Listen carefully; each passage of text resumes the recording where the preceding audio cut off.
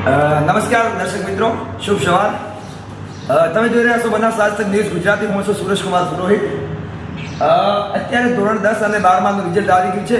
વિદ્યાર્થીઓના વેકેશન પડી ગયા છે અને વિદ્યાર્થીઓમાં ખુશીની લહેર ચાલી રહી છે.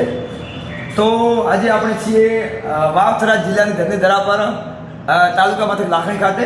હું જ્યાં ઊભો છું એક્ઝેક્ટ અહીંયા તમને બતાવવામાં આવી રહ્યું છે શ્રી સરસ્વતી વિદ્યાલય લાખણી, આર્ટ્સ કોલેજ લાખણી અને શ્રી એમ પટેલ GSHI કોલેજ લાખણી. અહીંયા અત્યારે હું છું.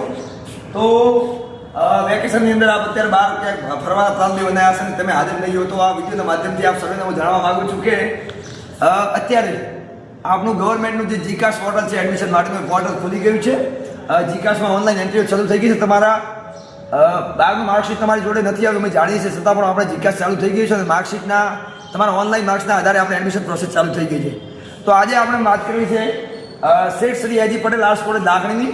તો આ આપણે જે કેમ્પસમાં છીએ, અહીંયા આપણે કોલેજ ચાલી રહી છે. છેલ્લા 4 વર્ષથી કોલેજ કાર્યરત છે અને બહોળી સંખ્યામાં વિદ્યાર્થી ભાઈ બહેનો અહીંયા એજ્યુકેશન લઈ રહ્યા છે. તો આર્ટ્સ કોલેજ શેઠ શ્રી એજી પટેલ આર્ટ્સ કોલેજ લાખણીની ખાસિયત તમને જણાવવા માંગીશ. તો જો તમે અહીંયા એડમિશન કરો છો તો આ જે લોકેશન છે, એક્ઝેક્ટ પ્રથમ તો લાખણીથી જે દિશા આવી જાય છે, સરકારી દવાખાનાની બાજુમાં એક્ઝેક્ટ અને તાલુકા સેવા સદનની સામે, મામલતદાર ઓફિસની એક્ઝેક્ટ સામે આપણું લોકેશન છે. પહેલું કે તમે જો અપડાઉન કરી રહ્યા છો આજુબાજુના ગામડામાંથી 5 કે 10 કિલોમીટર કે લાખણી તાલુકામાં આવી રહ્યા છો કોઈ બી ગામથી, તો આવવા માટે તમારે હાઈવે ટેસ્ટ લોકેશન છે. બસમાં બી આવો છો તો હાઈવે પર ઉતરી સીધા કોલેજ કેમ્પસમાં એન્ટ્રી લો છો, એટલે બજારમાં જવા થતું નથી. કે અમારી કોલેજ કોઈ ખેતરમાં ચાલતી નથી, હાઈવે પર ચાલે છે, બરાબર?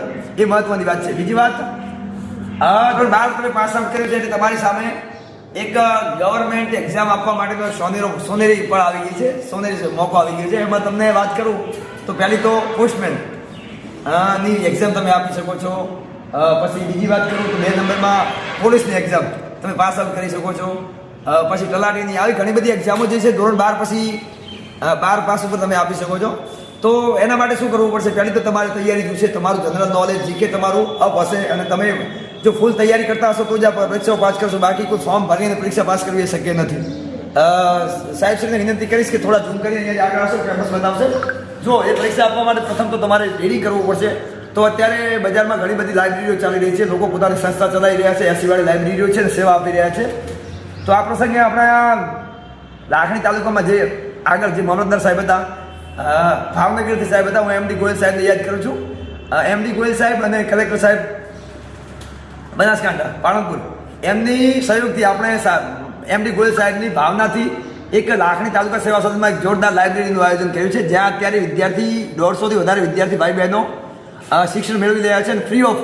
આ એક ગવર્મેન્ટ લાઇબ્રેરી છે અને સાહેબ શ્રી રમેશભાઈ ચૌધરી દ્વારા સંચાલિત છે. એમની જોબ છે, ત્યાંથી રમેશભાઈ દ્વારા હેન્ડલિંગ કરી અને લાઇબ્રેરી ચલાવવામાં આવી રહી છે.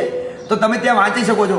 જો કોલેજ આવો છો તો કોલેજ ટાઈમ પછી સીધા તમે લાઇબ્રેરીમાં જમી અને લાઇબ્રેરીમાં જઈ અને ત્યાં 5 વાગ્યા સુધી વાંચી શકો છો. રજાઓના દિવસે બી લાઇબ્રેરી ચાલુ હોય છે. તો પ્લસ પોઈન્ટ તમારો કયો કે જો અમારી કોલેજમાં એડમિશન લો તો સામે લાઇબ્રેરી છે, એનો વાંચી શકો છો કોલેજ ટાઈમ સિવાય, અને તમારી કારકિર્દી બનાવવામાં અમે તમને સહયોગ કરીશું. બીજું કે અમે સમયાંતરે અહીંયા કારકિર્દી માર્ગદર્શન સેમિનારનું આયોજન કરીએ છીએ.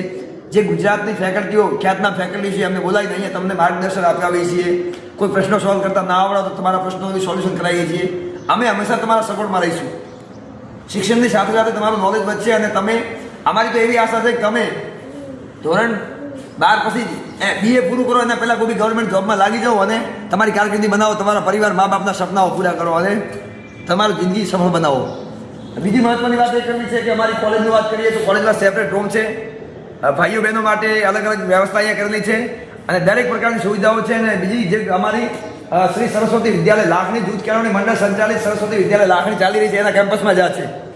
તો કદાચ તમારા નાના ભાઈ બહેન અહીંયા ભણતા હોય તો એમને પણ દેખરેખ તમે રાખી શકો છો. જો એમને સાથે બી લઈને આવી શકો છો, આ બધું સેટ થઈ શકે છે. તો આપ સર્વેને વિનંતી છે કે જો વાલીઓને પણ મારી વિનંતી છે કે જો તમારું બાળક ધોરણ 12 પાસ કરી રહ્યું છે, તમારી કોલેજ જ કરાવી છે, એની સાથે એને તૈયારી બી કરાવી છે, તો આપ અવશ્ય અમારી કોલેજની મુલાકાત એકવાર લેશો અને અમારી કોલેજનું વાતાવરણ, આજુબાજુમાં કોઈ કોલેજ કરતા હોય તમારા ગામના વિદ્યાર્થીઓને પણ તમે પૂછી શકો છો.